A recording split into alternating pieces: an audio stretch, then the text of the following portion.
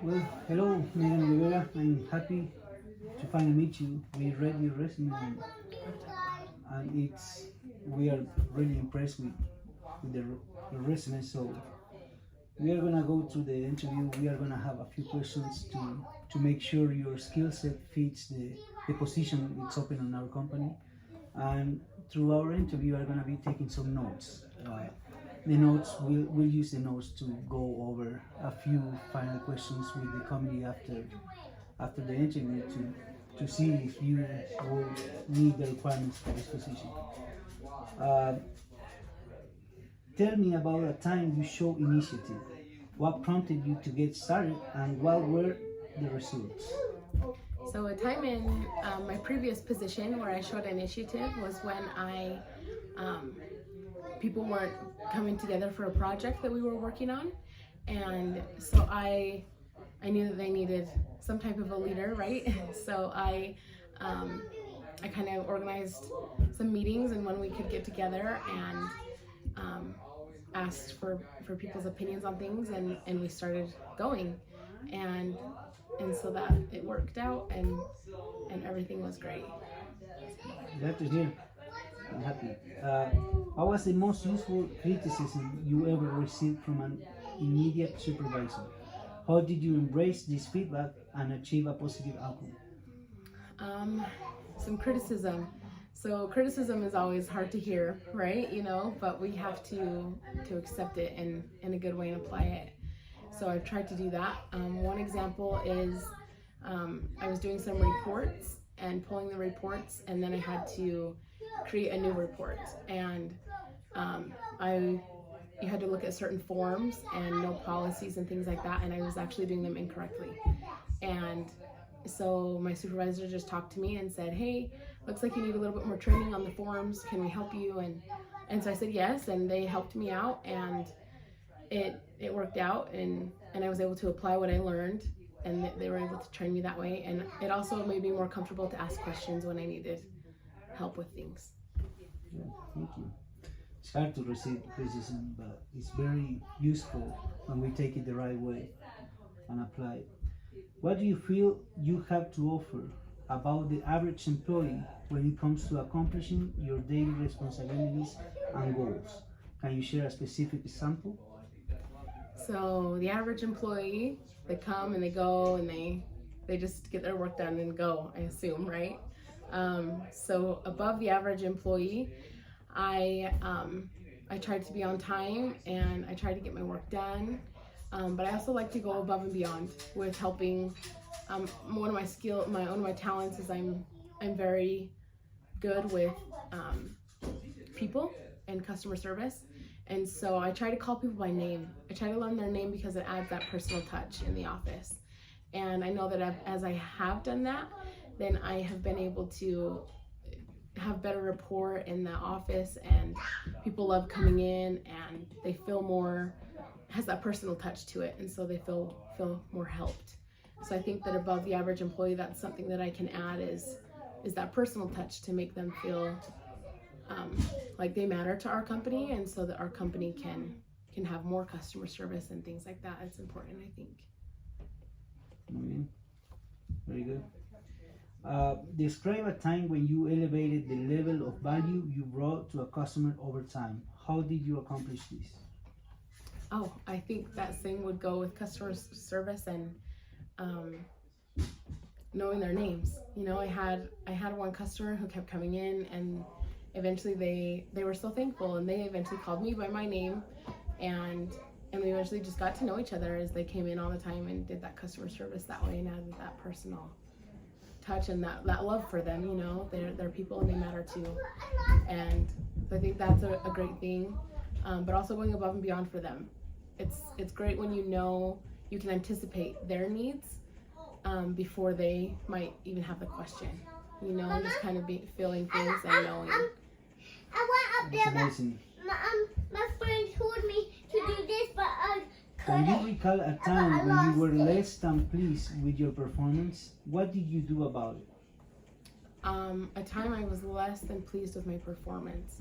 One time I needed to order books for a company that I was working for, and I actually didn't do it on time.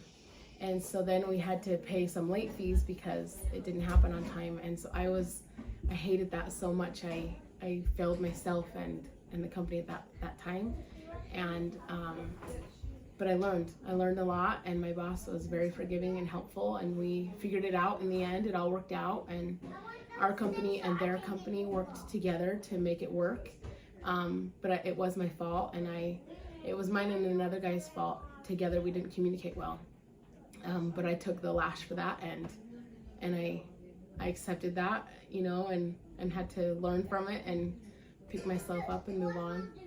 Well, it's probably hard, but I bet you learned the communication, the importance of communications For sure. on an office. Yes. Describe your level of competitiveness.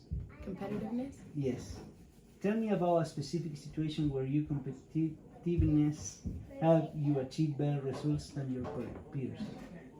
So that's a hard question because I don't love to compare myself to others. You know, I like to compare myself to me, because everybody has different talents and different things that happen. I guess a time I was competitive, I guess, was trying to be better than the person before me, you know, because they're not in the office anymore. So, but you would hear about them. You know, you always hear about the person before you at any position. Oh, so-and-so did this, or oh, so-and-so did that. And so I always tried to be better than that person. They're no longer there. They can't see what I'm doing or if I'm doing better, but I know, and the people around me know. And so I always tried to step it up and do well and hear their feedback of what so-and-so did so that I could apply that and more. Good. We're halfway through. We just have 3 more questions. Think of an example when one of your customers was not pleased with something you or your team did. What was the situation? How did you recover? One time I was on a phone call, and the customer on the other end was not very happy. They were swearing and upset about something. I can't even remember what they were upset about. And I kept talking to them and trying to calm them down. But when a customer is mad like that, you have to, in order to calm them down, then you need to say that you understand them. You know where they're coming from. I get it. And they eventually start to calm down.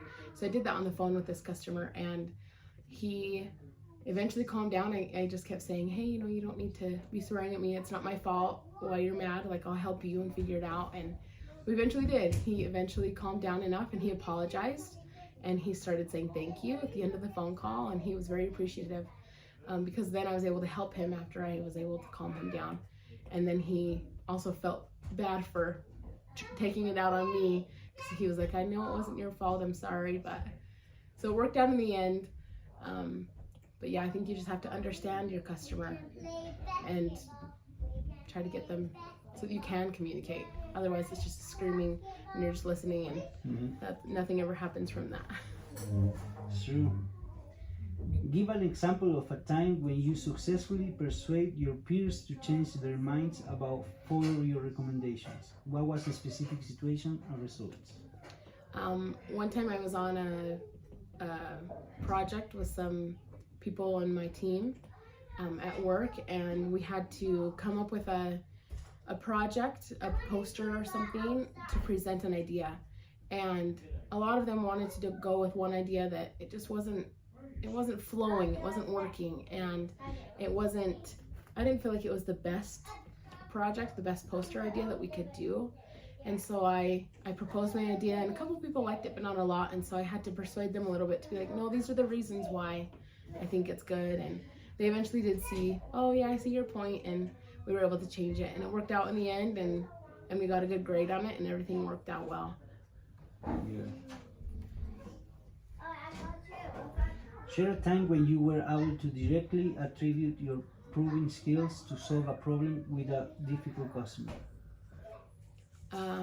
So let's see, another difficult customer, they came in and they were unhappy with how they were treated last time they had come in and how they had received a product. And so again, you have to calm them down and talk to them and understand where they're coming from, and we were able to talk them through it and able to they left happier than they came in. We were able to help them resolve it and give them a better product, and able to just help them better. Thank you. Tell me about a time when you identify a new, unusual, or different approach for addressing a problem or task. How did you come to this solution? What was the outcome? So an unusual task. Let's see. A time we had an unusual task. It was unusual. Let's see. One time we had a guest speaker coming in, and it wasn't super common. It wasn't a thing that we did often. So I guess that you could call that unusual. And so we had to prepare the room, the reservations, if we're gonna have like a refreshment afterwards, and how they were gonna come in, if we were gonna take them to dinner before or after. So just organizing the whole event, because it was unusual, it wasn't very common. We were able to do that and execute it, and it went well. The guest speaker was happy, and they wanted to come again. They said, invite me again. You know, they were thrilled and loved speaking, and so that was a great outcome. Well, thank you for your time, Megan. I would like to make a final question before we wrap it up. Why do you think we should hire you? Why do you think you are a good fit for this position we have open right now? Well, I've admired your company for a long time, and I think that I would be an asset to your company because I am organized, I'm a team player, I get along well with others, and I'm able to learn really fast. I can train easily and quickly and learn from you and my peers, and I'm able to adapt well to circumstances. You know, if I'm doing one thing one day, but you come to me and say, hey, I need to do something else, then I'm able to do that and change doesn't scare me, and so I'm able to do that. I think that I would be an asset because I have a lot to offer, a lot to bring to the table, and I think that I would do well at your company. I'm glad to hear that. To finish, do you have any questions for us before we finish? Yeah, I do, if you don't mind. I'm wondering, when do you think I'd hear back for interview, like after interviews, a follow-up? Mm-hmm. We're gonna review your application, your interview, and a few others, and within 1 week of you will be hearing back from us. Okay, perfect. And then also, when are you looking for someone to start? I think that I would have to give 2 weeks notice at my current job, and so I'm wondering if that would be okay. The position will be needed to begin by October the 22nd. Okay.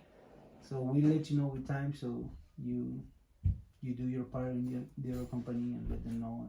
Okay, that's so the right that would way work. to finish. Okay. Thank you so much. Thank I appreciate your efforts, and we'll talk to you soon. Thank you for your time.